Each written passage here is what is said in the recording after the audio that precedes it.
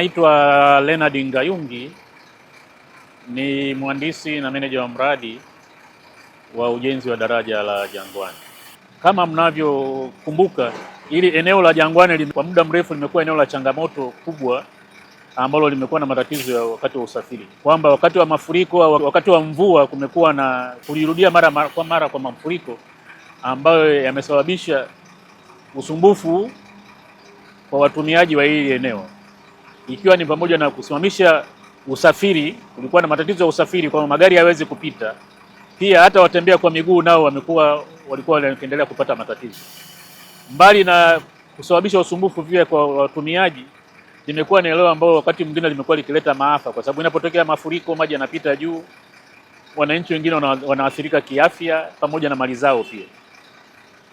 Kwa hiyo baada ya changamoto za muda mrefu, serikali ikaja na ufumbuzi wa kutatua tatizo hili kupitia utekelezaji wa mradi wa uboreshaji wa bonde la mto Msimbazi ambao unaitwa Msimbazi Basin Development Project. Mradi huu unatekelezwa chini ya mkopo wa Benki ya Dunia. Mojawapo ya component ambazo zinatekelezwa kwenye mradi huu ipo ujenzi wa daraja hili la Jangwani. Hili daraja la Jangwani linatekelezwa kupitia mradi wa Msimbazi Basin Development Project. Mkandarasi wa mradi huu anaitwa China Communication Construction Company Limited kutoka China, na pia kuna mhandisi msimamizi wa ujenzi ambayo ni Leporogo akishirikiana na afisa na Dongqing kutoka South Africa. Leporogo ni Mtanzania, Dongqing anatoka Korea. Gharama ya mradi huu ni shilingi bilioni 97.1. Utekelezaji wa mradi katika muda wa awali huwa ni miezi 24. Mpaka sasa hivi mradi umefikia utekelezaji wa 34%. Kwa hatua za awali mradi ulipokuwa unaanza ulikuwa na hatua mbalimbali, ambapo mkandarasi alianza kwa kufanya mobilization ya material, kujenga njia za mchepuko kwa ajili ya kuruhusu magari yaendelee kupita wakati ujenzi unaendelea, kujenga yadi ya mitambo pamoja na utayarishaji wa material mbalimbali. Baada ya kukamilisha hatua ya mwanzo, magari yaliweza kuchepushwa yakapita kwenye njia ya muda. Katika ujenzi wa diversion road, mkandarasi mwanzoni alianza na kutumia daraja ambalo lilokuwepo pamoja na kusafisha mto, ili kila mvua zinaponyesha basi maji yasiendelee kusababisha usumbufu wa kupita juu ya daraja. Baada ya kumaliza hilo, amejenga daraja jingine la muda ambalo magari sasa hivi yamehamishiwa yanapita huko, ambalo kama linavyoonekana upande wa kushoto wa eneo hili ambalo lina ujenzi. Magari yameendelea kupita huko, na kwa kipindi hiki cha mvua tumeendelea kumaintain na hakuna mafuriko ambayo yamesababisha magari yashindwe kupita kipindi hiki cha mvua kilichopita. Kwa hiyo ni mojawapo wa jukumu ambalo linaendelea kutekelezwa mbali na ujenzi, ili kipindi hiki cha ujenzi kupunguza vile usumbufu ambao ungeweza kujitokeza kutokana na changamoto ya magari kupita na kusababisha foleni kubwa. Eneo la ujenzi kama linavyoonekana limezungushiwa fence ili kuonesha kwamba watu wasiweze kuingia na kazi iendelee bila usumbufu.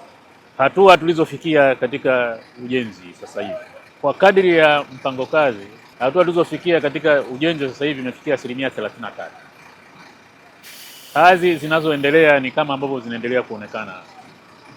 Kwa upande wa msingi wa daraja, tumeshamaliza kuweka nguzo za msingi wa daraja ambazo idadi yake ni 432 kati ya 496 ambazo zinatakiwa. Mbali na hiyo, kuna nguzo kuu za kubeba madaraja ambazo ni columns au piers. Sasa hivi tumeshafikisha 24 kati ya 48 ambazo zitabeba daraja zima. Baada ya hapo, kuna beam za juu ambazo sasa hivi zinaendelea na ujenzi. Hizi tumeshafikisha beam 6 kati ya 24 ambazo zitaweza kujengwa na kukamilisha ujenzi wa daraja. Kwa upande wa malipo, mkandarasi anaendelea kulipwa wakati anapomaliza kazi, hakuna tatizo la malipo. Mradi utakapokamilika utakuwa na manufaa kadhaa kwa wananchi. Moja, utakuwa umeondoa matatizo ya mafuriko ambayo yalikuwa yanatokea hapa. Kama tunavyofahamu, objective ya mradi huu ni kuondoa changamoto ya mafuriko katika bonde la Jangwani. Mbali na kutatua changamoto ambazo zinatakiwa, mradi hadi sasa nao umeendelea kuwa na manufaa kwa wananchi kwa kutengeneza ajira. Mpaka sasa hivi tuna ajira 232 za wazawa ambazo zimetengenezwa zikiwa katika kada mbalimbali. Kuna za mafundi, kuna za mainjinia na kuna za vibarua wa kawaida vile. Hiyo ni za moja kwa moja. Lakini sio hivyo tu, kuna wale ambao wanatoa huduma hapa za kuendelea kutoa mradi. Kuna ambao wanatoa huduma ya vyakula, kuna masupplier wa kawaida ambao wanasupply vitu kwa mkandarasi mkubwa, na pamoja na wakandarasi wengine wa Kitanzania ambao wamehusika katika kufanya kazi za kuhamisha miundombinu. Kuna miundombinu ya TANESCO imehamishwa, miundombinu ya maji imehamishwa, na miundombinu ya TTCL imehamishwa. Hiyo yote inafanyika na wakandarasi wazawa ambao nao wamekuwa sehemu ya kujipatia kipato na kuinua uchumi wa wazawa. Kwa hiyo kwa hatua hii tuliofikia, tunapongeza serikali kwa kuja na utatuzi wa tatizo hili lililokuwa limejitokeza, na vile kuendelea kutoa pesa kwa ajili ya kuendelea kugharimia miradi mikubwa kama hii.